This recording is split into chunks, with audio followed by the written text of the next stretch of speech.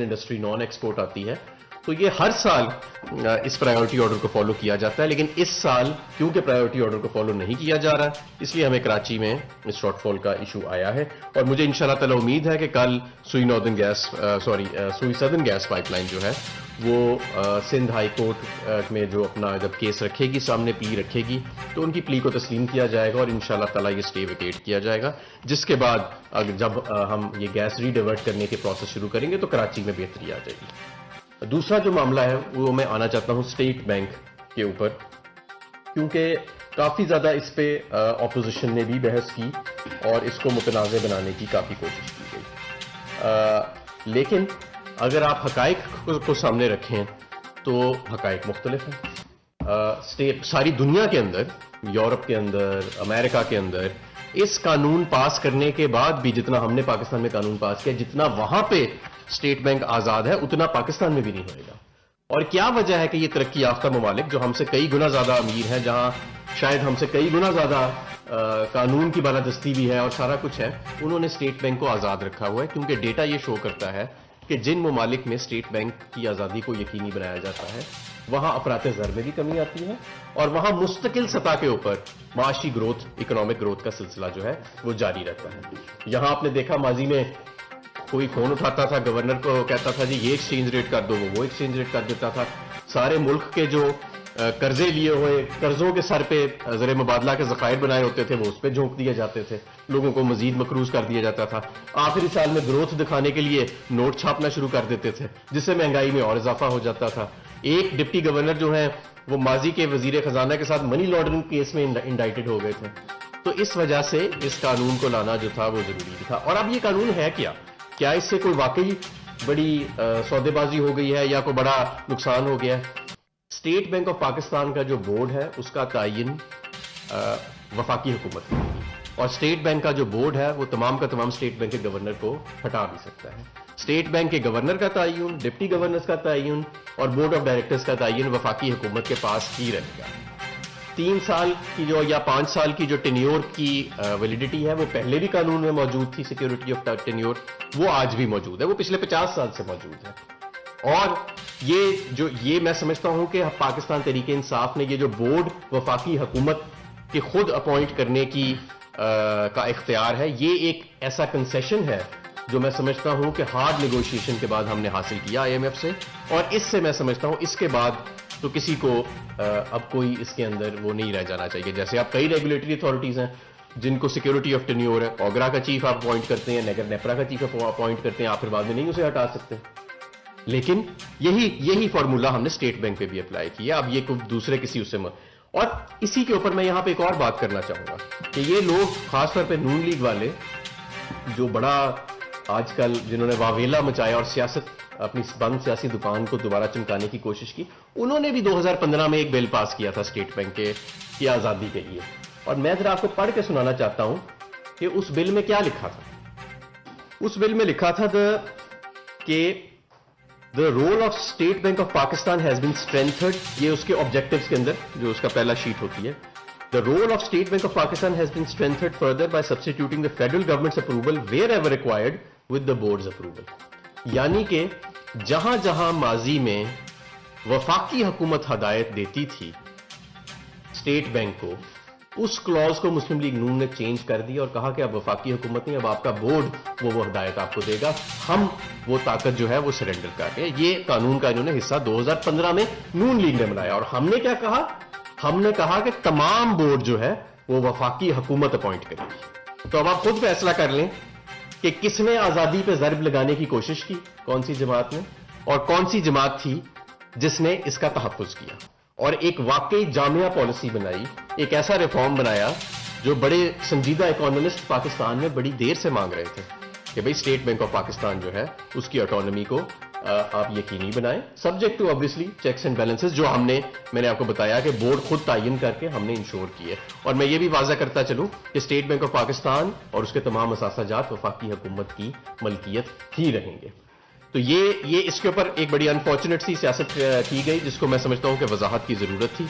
تمام ملکوں کا اگر آپ انٹرنیشنل ایکسپیرینس دیکھ لیں, جو کلوزز ہم نے ڈلوائیں وہ ان کا جائزہ لے لیں جو میں نے بھی آپ کو بتایا, اور جو نون لیگ نے کلوز ڈلوائی کہ جہاں جہاں وفاقی حکومت کا اپروول چاہیے تھا اب اس کی ضرورت نہیں, اب بورڈ کا اپروول وہاں پہ کافی ہوئے گا. یہ 2015 میں کیا, اور آج ان لوگوں کی آپ باتیں سنیں. اسی طرح یہ ہر جگہ پہ گمراہ کرتے ہیں عوام کو. کبھی کسی ایشو پہ گھمانے کی کوشش کرتے ہیں, کبھی کسی ایشو پہ گھمانے کی کوشش کرتے ہیں. عالمی منڈیوں میں مہنگائی آئی ہے, اس پہ بھی انہوں نے اپنی سیاسی دکان یہاں کھولنے کی کوشش کی, لوگوں کو یہ تاثر دینے کی کوشش کی کہ شاید یہ حکومت کے کسی عمل کی وجہ سے آ رہی ہے. حالانکہ آپ دیکھیں ہم ایک دنیا کا حصہ ہیں, ہماری 25% جو ہے جی ڈی پی وہ تو تجارت کی بنیاد پہ ہے, اور اس کے اندر رہتے ہوئے اگر ساری دنیا میں تیل کی قیمتیں, امپورٹڈ ایندھن کی قیمتیں اوپر چلی جاتی ہیں تو ظاہر ہے کہ اس کا پاکستان میں بھی اثر ہوتا ہے. لیکن یہ آپ کو کوئی اپوزیشن والا نہیں بتائے گا, یہ آپ کو کوئی اپوزیشن والا نہیں بتائے گا کہ جو انہوں نے بجلی گھر لگائے اس کی بنیاد پہ آج 60% پاکستان کی بجلی امپورٹڈ ایندھن پہ بن رہی ہے, اور انہی کے لگائے گئے بجلی گھروں کے اوپر فیول کاسٹ ایڈجسٹمنٹ لگ کے آ رہی ہے. یہ آپ کو کوئی اپوزیشن والا نہیں بتائے گا. یہ آپ کو کوئی اپوزیشن والا نہیں بتائے گا کہ خود اسٹیٹ بینک آف پاکستان کے قانون میں کیا ترمیم کی, اور پاکستان تحریک انصاف نے جو ترامیم کی ہم نے اس کا کیسے تحفظ کیا. تو یہ چند گزارشات تھیں جو نہیں ابھی ٹھہر جائیں. اچھا جی آپ میں ویٹ کر لیتا ہوں, اگر آپ اچھا ایک منٹ ٹھہر میں ویٹ کر لیتا ہوں, آپ وہ مکمل کریں. مکمل کر دیتے ہیں. پہلی بات تو یہ تھی کہ جو آج سب سے پہلے جو اومیکرون سے صورتحال پیدا ہوئی ہے اس کے اوپر بریفنگ دی گئی. موجودہ کیسز جو ہیں وہ 5000 یومیہ پر پہنچ گئے ہیں, 2.5 گنا یعنی اضافہ ہوا ہے. آئی سی یو میں جو داخلہ ہے اس کی تعداد میں بھی اضافہ ہوا ہے, 30% جو ہے وہ اضافہ ہوا ہے. اور اس میں جو سب سے اہم بات ہے جو بار بار این سی او سی بھی کر رہی ہے اور حکومت بھی کر رہی ہے وہ ویکسینیشن ہے. جن لوگوں نے ویکسینیشن کروا لی ہے, دونوں ڈوزز جن کے لگائی ہیں اور جنہوں نے پھر بوسٹر بھی لگایا ہے, ان کو جو اومیکرون کا ایفیکٹ ہے وہ بہت نیگلیجبل ہے, بہت کم ہو رہا ہے. اور جہاں پہ نہیں لگایا گیا وہاں پہ یہ ایفیکٹ جو ہے وہ بہت زیادہ ہو رہا ہے. کراچی میں آپ دیکھیے کہ چونکہ پہلے بھی ہم بتا رہے تھے کہ انفارچونیٹلی سب سے پیچھے جو اس وقت شہر ہے وہ اور صوبہ ہے ویکسینیشن میں بھی, وہ بھی سندھ ہے. تو اس کراچی میں اومیکرون کے کیسز جو ہیں وہ سب سے زیادہ ہمیں نظر آ رہے ہیں, اور اسپیشلی جو اسکول گوئنگ چلڈرن ہیں ان میں یہ وہاں پہ زیادہ جو کیسز ہیں وہ آئے ہیں.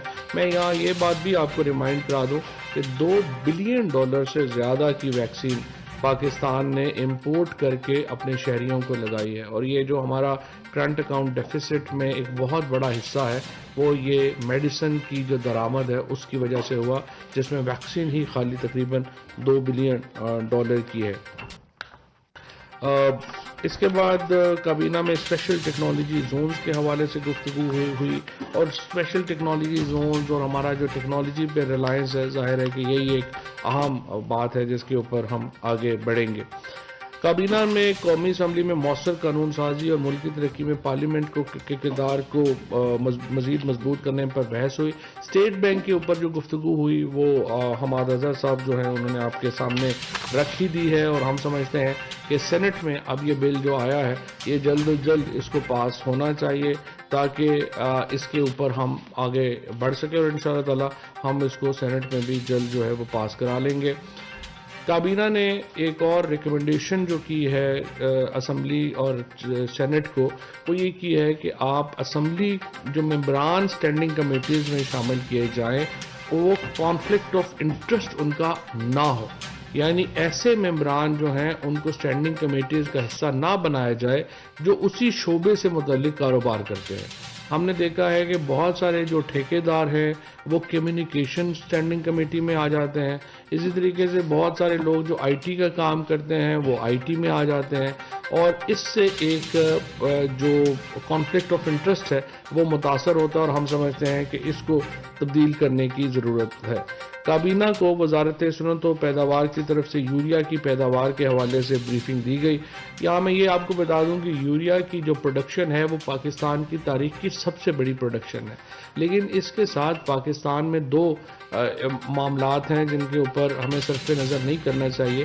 ایک تو 5 لاکھ ایکڑ سے بھی زیادہ جو گندم کی کاشت ہے اس میں اضافہ ہوا ہے, اور دوسرا اس وقت عالمی سطح کے اوپر جو کھاد کی قیمت ہے وہ پاکستان سے 6 گنا زائد ہے.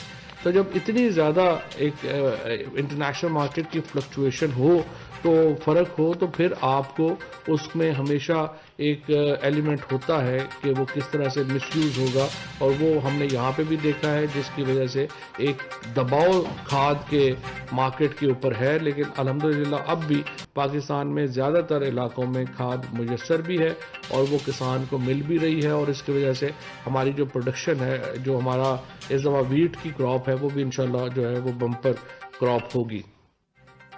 کابینہ نے جو بجلی کا ترسیلی نظام ہے اس کے اوپر بھی تفصیل سے جو ہے وہ بات چیت کی ہے، اور حماد اظہر صاحب نے بتایا ہے کہ کیا اقدامات جو ہیں اس ضمن میں لیے جا رہے ہیں کہ بجلی کے جو لاسز ہیں وہ کم ہوں. اور ساتھ یہ بھی اس دفعہ بتایا ہے منسٹر صاحب نے کہ پاکستان کا یہ پہلا سال ہوگا جس میں ہم جو ہمارا یہ سرکولر ڈیٹ ہے اب یہ سبسٹینٹیولی اس میں کمی آنا شروع ہوگی. یہ پہلا سال ہوگا جس میں پہلے ہماری جو بڑھوتری تھی، جو سرکولر ڈیٹ کا بڑھنا تھا اس میں کمی آ رہی تھی، اب اس سال سے جو سرکولر ڈیٹ اٹ سیلف ہے اس میں انشاءاللہ جو ہے وہ کمی آئے گی.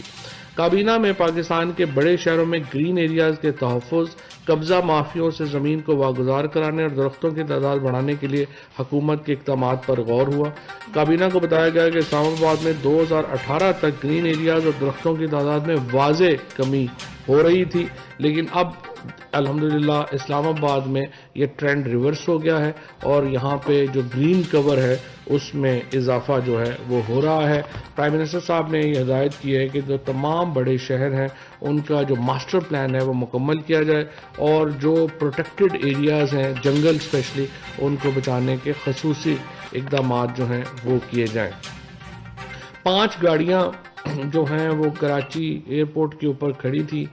یہ کووڈ کی وجہ سے ان کی جو کلیئرنس ہے اس میں 10 دن کی تاخیر ہو گئی، اور ایج لیمٹ ہوتی ہے اس میں 70 سال سے کم زیادہ کے لوگ جو ہیں وہ منگوا نہیں سکتے 5 گاڑیاں. یہ جو گفٹ اسکیم میں آتی ہیں، یہ کووڈ کی وجہ سے چونکہ 5 گاڑیوں میں جو ہے وہ تھا کہ وہ نہیں منگوا سکیں گے، ان کو منگوانے کی اجازت دی گئی ہے. کابینہ نے رولز آف بزنس 1973 میں ترمیم کی اجازت دی ہے. اس کے بعد وفاقی وزارتوں میں سیکرٹری کے علاوہ دوسرے عہدیداروں کو بھی پرنسپل اکاؤنٹنگ آفیسر مقرر کیا جا سکے گا. فرسٹ وومن بینک لمیٹڈ کو 6 ماہ کے آڈٹ سے استثنا دیا گیا ہے. ان کا بورڈ نہیں ہے تو اس لیے ان کو 6 مہینے کے لیے استثنا دیا گیا ہے. کسان سپورٹ سروسز لمیٹڈ میں ایم ڈی کے اسامی کو دوبارہ مشتہر کرنے کا کہا گیا ہے. ویزے کی وزارت داخلہ نے ویزے کی مدت سے زیادہ پاکستان میں موجود غیر ملکی باشندوں کو ایک ایکسٹینشن دینے کا تجویز تھی، اس کو فی الحال واپس لیا ہے، وہ دوبارہ جو ہے وہ واپس آئے گی.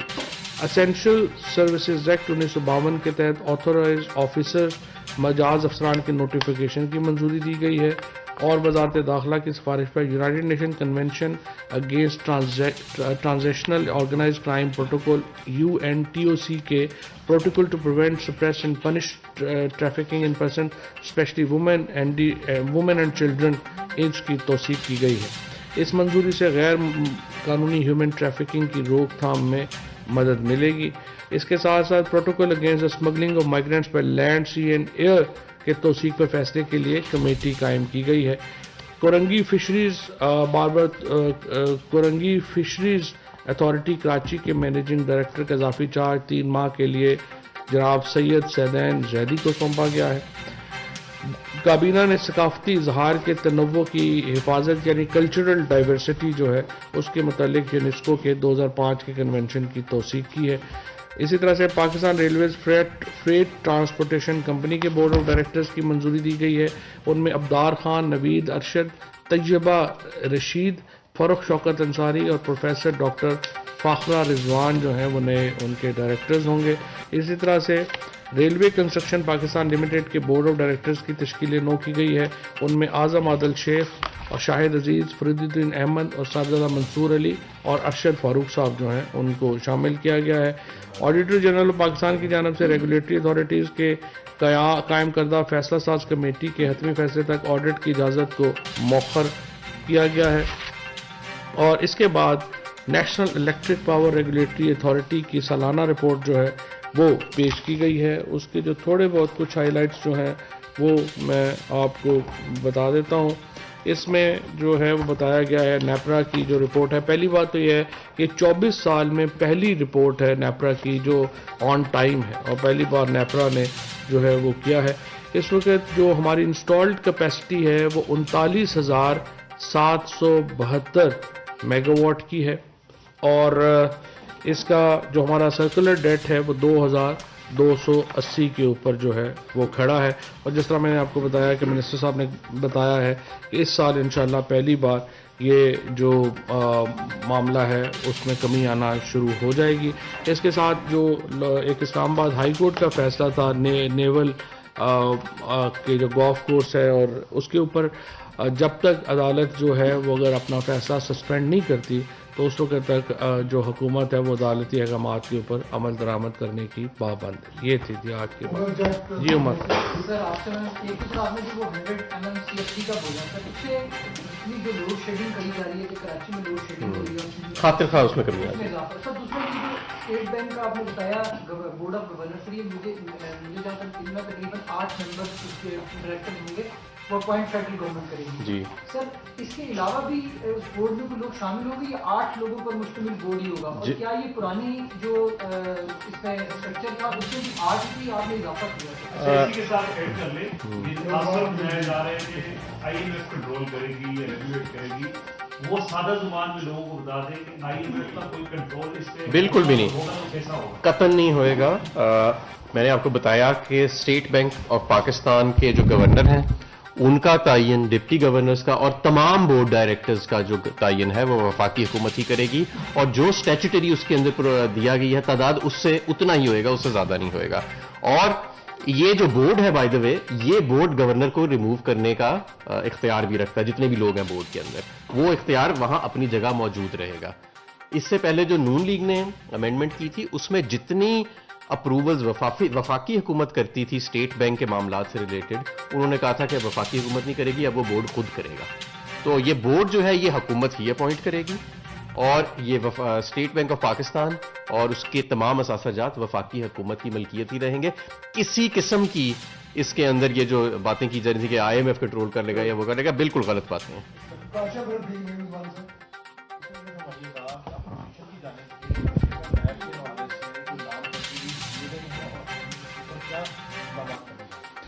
ابھی تک تو جو نیب کا قانون ہے وہ اسمبلی میں پیش کیا گیا ہے.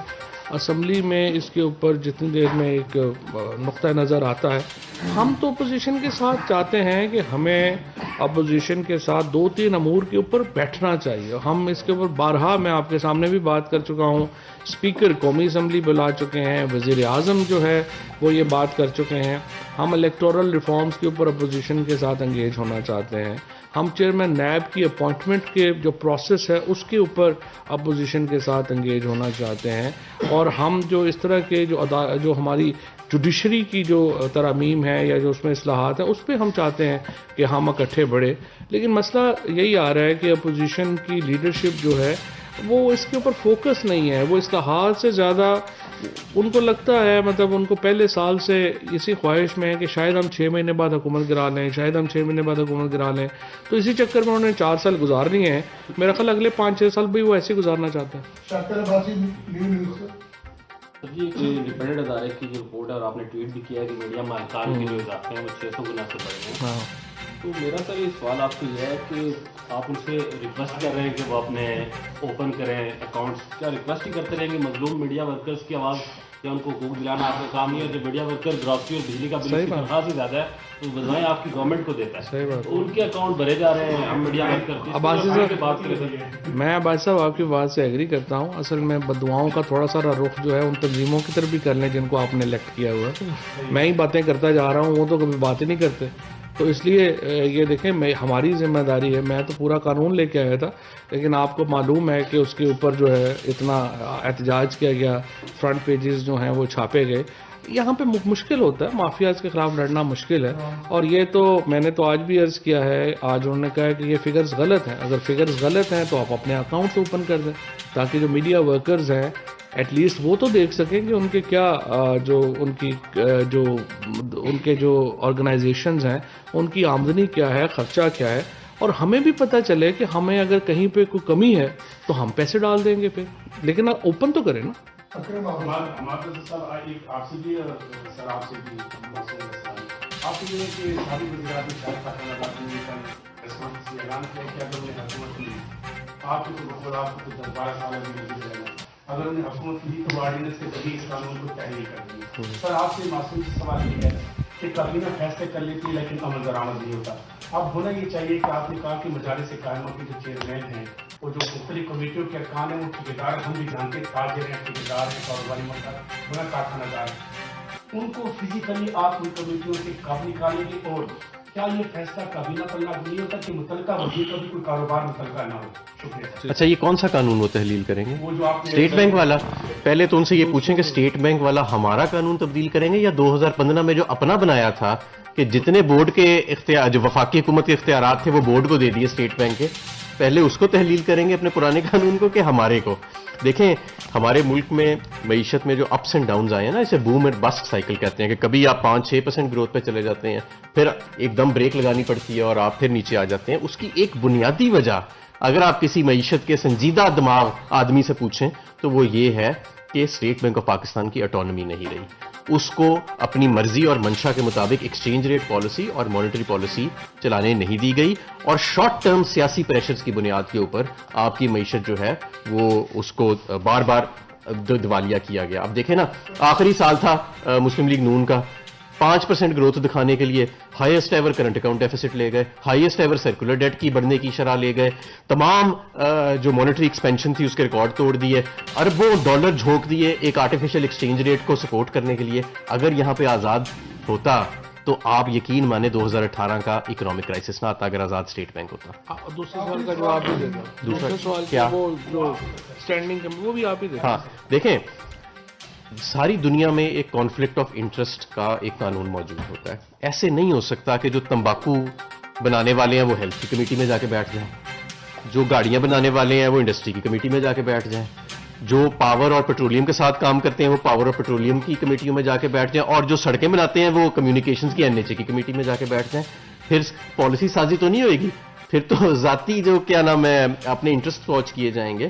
اور تو ہم سمجھتے ہیں کہ پاکستان تحریک انصاف ایک ٹرانسپیرنسی کی جماعت ہے، اور وزیر اعظم صاحب نے آج بڑا کیٹیگوریکل اس پہ فیصلہ دیا ہے کہ فروغ نسیم صاحب جو ہمارے لا منسٹر ہیں انہیں کہا ہے کہ قانون سازی تیار کریں اور رولز آف بزنس کو بھی چینج کریں کہ کانفلکٹڈ جو لوگ ہیں وہ کمیٹیوں میں نہیں بیٹھ سکیں گے، اور ان کو اپنا پہلے انٹرسٹ ڈکلیئر بھی کرنا پڑے گا، لیکن وہ ان کو بیٹھنے، ان کو ممانعت کے لیے کیا جائے گا.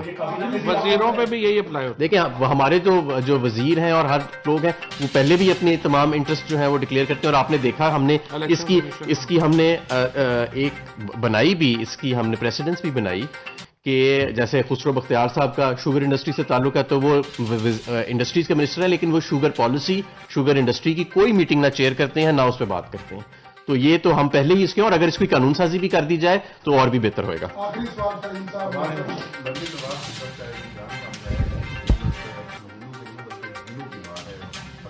تو اس کے ساتھ مریم کے وہ بھی لگا دیا کریں نا، 31 دسمبر کو ہم جنوری میں چلے جائیں گے، 12 اکتوبر کو ہم فلانے دن چلا جائیں گے، وہ فلانے دن چلے جائیں گے. مریم نواز صاحب کی باتوں کے اوپر تو اب ان کے بچے بھی ہنستے ہیں.